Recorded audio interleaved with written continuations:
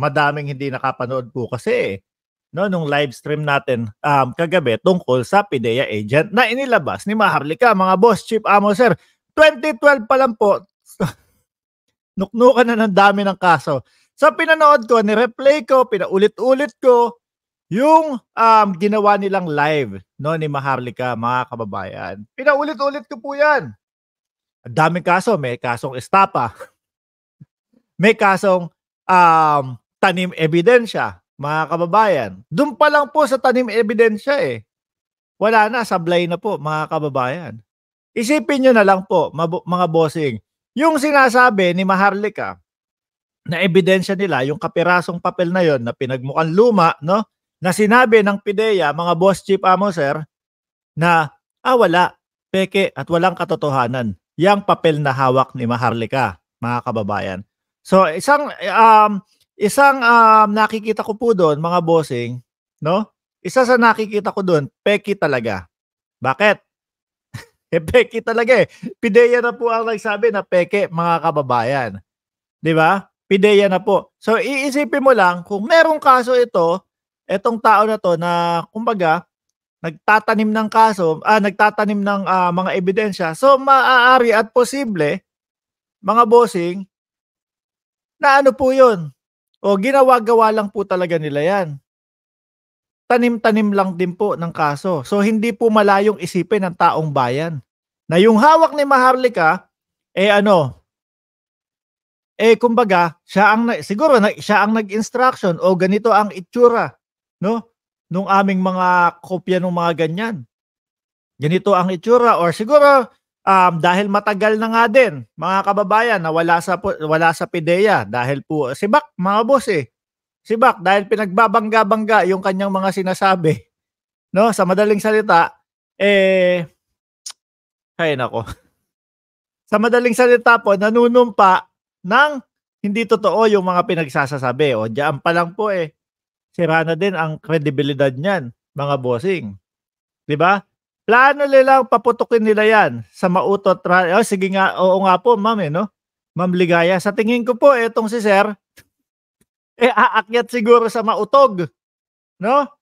Siguro kasama sa mautog yan, mga bossing. So ngayon, dahil hindi na nakaakyat at hindi natuloy, mga kababayan, dahil nga po hindi sila pinagbigyan, hindi sila pinayagan nung mismong may-ari, hindi yung buyok na nakatiwala. Kausap nila yung katiwala, hindi yung may-ari mamaya mapapanood nyo po yung video, mga kababayan. So ano-ano yung mga kaso nitong PIDEA agent na ito? May kasong estapa. Sinibak dati sa PIDEA, mga kababayan. Sibak. Ano pa? Laya lang sa bail. Ngayon po, yung 2013 na kaso niyan, mga kababayan, laya lang sa bail. At hindi ko 100% sure, no?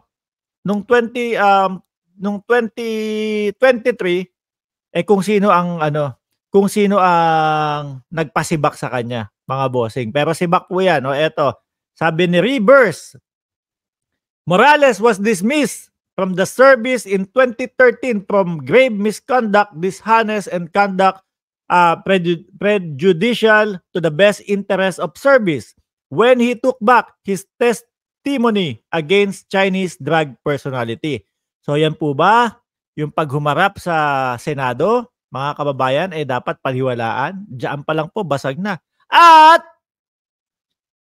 sangkot din po sa 8 milyon, no, na extortion case, mga kababayan. Tanim ebidensya, extortion case, 8 milyon, at napatunayan po yun kasi merong nakitaan sila nung pag-withdraw nila, no, nung 8 milyon doon sa bangko, mga kababayan.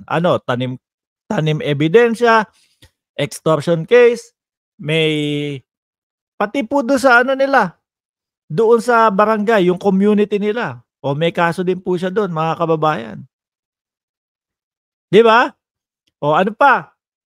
Lahat po yan, hindi po kami nag-iimbento. Kasi nung nakita ko, napanood ko kay Maharlika, sinend ko agad sa team, mga bossing. Kami po kasi, yung Team MR, mga bossing, hindi namin, "Oh, i-debunk na lang natin, bahala na, basta-basta na lang." 'No? Yung team po namin, ire-research po ng maigi 'yan. Tignan mo nga kung sino yung tao na yun, kung talaga bang, katiwa-tiwala. Ang dami pong lumabas, mga kababayan. 2012 pa lang, 2012 tapos 2013 ayan nga, tapos yung 2016, oh, na mga kaso, tapos 2023 halos 6 po yata yung kaso, eh, mga kababayan. At hindi po natin puwedeng sabihin na, kayo style Duterte kayo, style kayo DDS, na kumbaga eto lumantad yung PIDEA tapos bigla niyong pinagpupukol nung mga kaso niya dati, na hindi naman related. Puro po related sa trabaho niya yun, mga kababayan. Sabi ni JB, bot. "Uy, nasilaw ka sa pera, eh, paano masisilaw? Sinasabi ko lang naman kung ano yung talagang katotohanan nung sa PIDEA ninyo. Mga nagngangal-ngalang kayo, mga iyakan kayo." Dun sa comment sa live ni Maharlika ang saya-saya ninyo, oh. Sabi nung mga nagko-comment dun, mga kababayan, "Diyos ko po, mag-iingat ka po, sir. Kailangan ka po ng Pilipinas." Estapador, may mga kasong estapa, may mga kasong, grave misconduct, may kaso ng extortion. Kailangan ng Pilipinas, mga kababayan. Siguro po mga bossing, chief, amo, sir, kasi ano 'yan, sasalang daw siya sa Senado. Ewan ko kung totoo o hindi. Baka gawa-gawa lang po nila 'yan, mga kababayan. Sasalang daw po sa Senado sa at-30 nitong buwan na ito, kung di ako nagkakamali. At-30 nitong buwan na 'to, 'no? Baka po gawa-gawa lang na naman nila na sasalang keso, ni-replyan na sila ng Senado o meron na silang receiving copy from Senate, baka gawa-gawa lang nila para pagka hindi naman talaga pupunta dun, sasabihin, "O tingnan niyo, kinancel yung kaso." Sinisikil na talaga. Sinisikil na ang karapatan ng Pilipino. Sabi ni Ma'am Yasmin Anotado, "Good morning, Mark. Watching from Montreal, Quebec. Gagawin ng mga DDS ang lahat para mapasama si PBBM. Pero alam na ng mga tao ang katotohanan. Nakakatakot kung Duterte ang maging presidente." Gano'n na nga po. Ma'am Milea Parel, watching from Hong Kong. Sabi ni Sir Eduardo, Pulido, "Dapat pagdadamputin na ang mga nasa loob na sila'y magsigaw ng, na BBM resign at bangag. 'Pag si Maharlika ang kumilos, may perang kasama." Ayan. Si Sir BMB Romy, "Happy morning, Sir Mark. Happy Monday, sir. Happy morning po sa inyo." Tapos ibibintang na naman nila kay PBBM. Gano'n na nga po yung ginagawa nila, mga kababayan, 'no? Gano'n na nga po ang ginagawa po nila. So ngayon,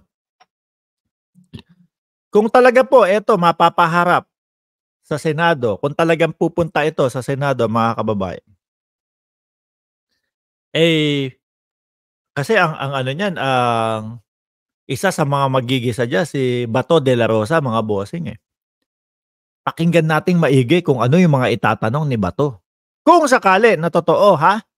Kasi puwedeng kung ano-ano lang, puwedeng iiwas doon sa magiging pabor sa kanila, nakamatiyag, 'no, ang mamamayang Pilipino, 'di ba? Nakamatiyag ang mamamayang Pilipino diyaan sa ano na 'yan, sa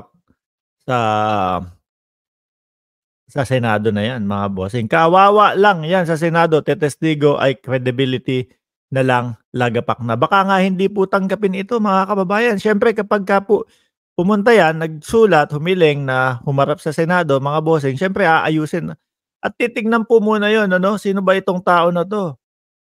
Dapat bang paniwalaan natin agad-agad at sayangin natin ang oras dito? Wala na. Kaso, yun nga, baka wala naman po talaga, 'no?